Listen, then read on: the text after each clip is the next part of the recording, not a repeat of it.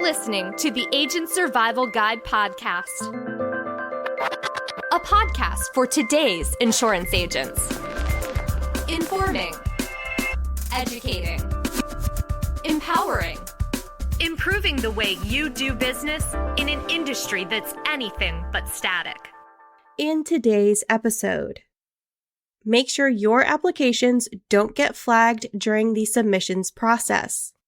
Keep listening to discover how to write cleaner insurance applications. 10 tips to submitting an error-free application. Whenever an insurance application is flagged during the submission process, it delays your client's coverage and your commission. What if we told you we can help you avoid stalled Medicare applications? Throughout the year, agents and agencies submit hundreds of Medicare enrollment applications. To help you ensure your submissions move quickly through the system, we have some tips for filling out a Medicare application form. Before we dive into the details, we want to share one main tip: apply for Medicare online. Did you know that 498 million successful online transactions for Social Security have occurred so far in 2025? This number is projected to grow to 560 million total. Paper applications are becoming less common. Carriers are improving their online forms. FMOs are making helpful tools, and more people over 65 use the internet. Using technology to gather client information and sign them up for Medicare can help you more easily find plans. This also allows you to spend more time generating leads for your business. Ritter Insurance Marketing and our partner Integrity provide special tools such as IntegrityCONNECT and PlanEnroll. These tools make it easier to apply for Medicare online and manage your business. The numbers speak for themselves.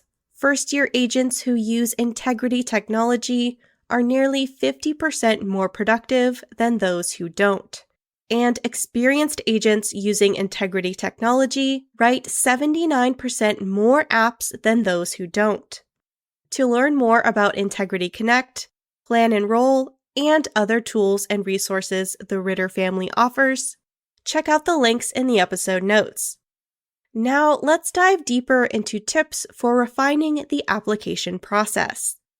Number 1, prepare thoroughly. Before you begin an application, make sure you have all the necessary client information. This puts their full name, contact information, date of birth, and Medicare Beneficiary Identifier, MBI, all in one place. Try to complete applications in one sitting. If you have to move away from an insurance application, you increase the risk of losing your spot or making a mistake. You can prepare online with IntegrityCONNECT and PlanEnroll. Set up effective processes to collect the data needed for an application when applying online for Medicare. Use a good customer relationship management system, or CRM as we refer to them. Integrity's CRM, IntegrityCONNECT, makes it easy to store and access client information. It also tracks both incoming and outgoing sales calls. Best of all, it syncs with your clients' PlanEnroll profiles. They can enter and update their own contact, health, and prescription drug information and preferences on their own time. Number 2, write neatly and legibly. If you're completing a paper Medicare application, use a pen with blue or black ink. Also, do your best to keep your handwriting easy to read. If there's any room for interpretation, the carrier will check back to confirm the meaning, delaying the process. If you can't read the application, others likely can't either. It's always a good idea to review the application with the client. This helps make sure it's accurate before moving it through the submission process. One way to keep it neat is by filling it out online. If you submit the Medicare application online, no one has to worry about reading your handwriting. Number 3, Stay compliant with scope of appointment rules. CMS rules that agents must finish a scope of appointment, or SOA, 48 hours before meeting a beneficiary.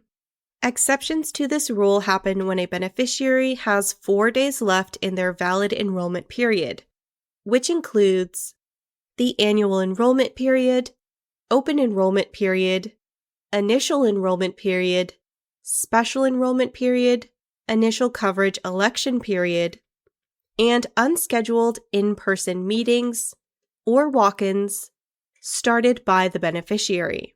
An SOA is also only valid for 12 months, and you will need to get a new one if the original expired.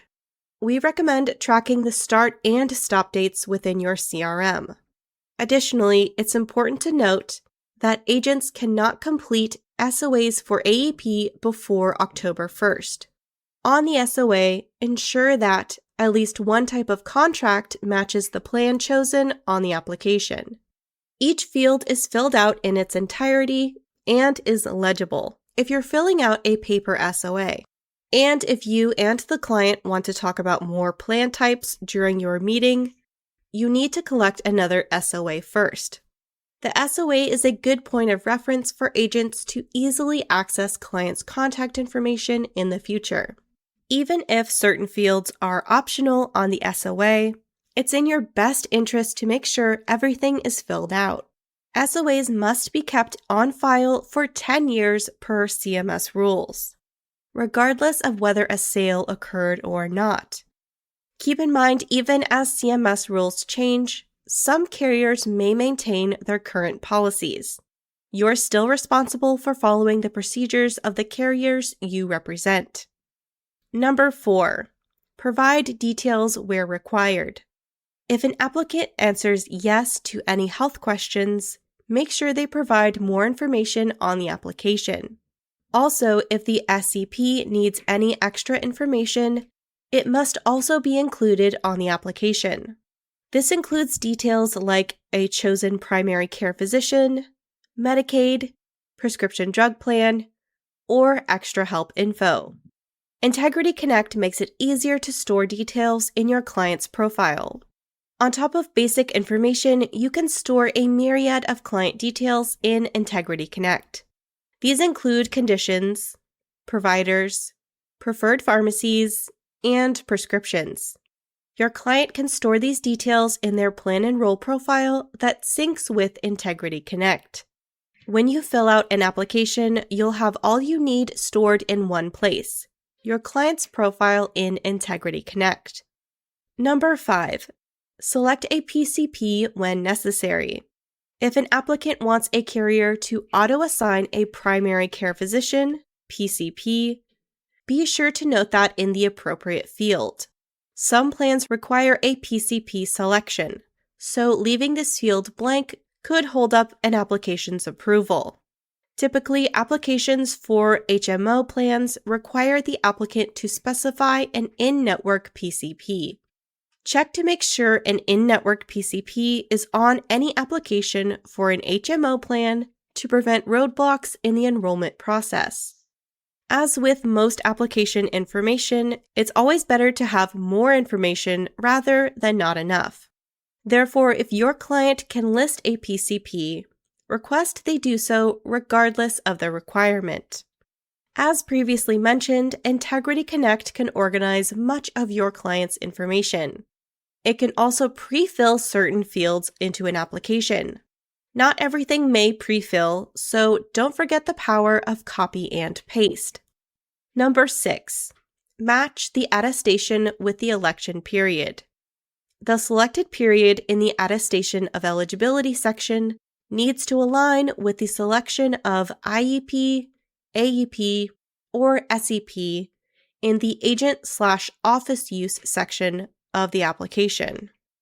If the election period requires a date, like the date a client is losing coverage, make sure it's present and accurate. Also, if the SEP requires any extra information such as Medicaid, extra help info, prescription drug plan, or PDP for short, it must be on the application. Those whose Medicare Advantage or Part D plan will be discontinued for the upcoming plan year can use the SEP for Service Area Reduction.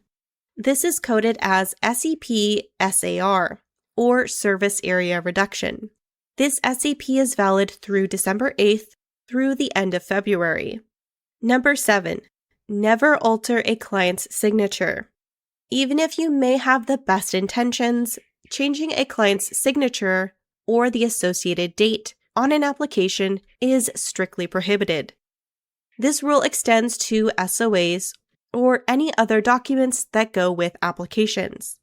Even with your own signature or date as the agent, it still applies.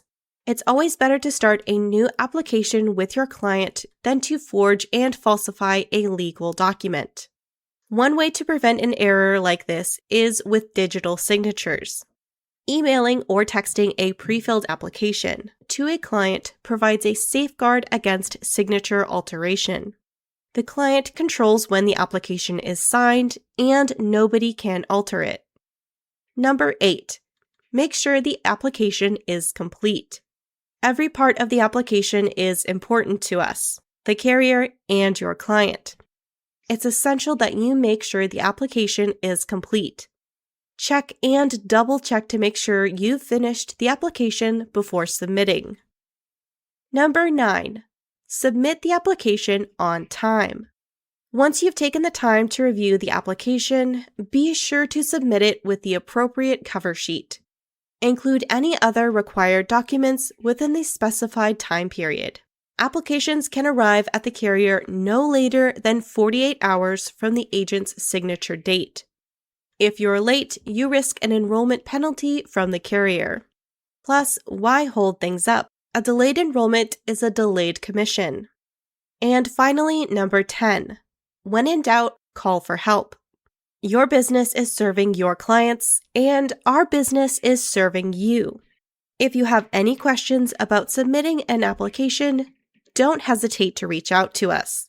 You can always submit a question or request by clicking the ticket icon in the upper right-hand corner of the Ritter Platform's agent dashboard. Or you can get in touch by contacting your local sales rep, or by emailing asgpodcast@ritterim.com. All our contact information is in the notes. Thank you for listening. We will see you next episode. The Agent Survival Guide podcast is a production of Ritter Insurance Marketing, an Integrity company. Script proofing by Sarah Rupel. Recording and production by me, Tina Lamoureux. Podcast design by Urban Rivera. Rate and review our show on Apple or Spotify.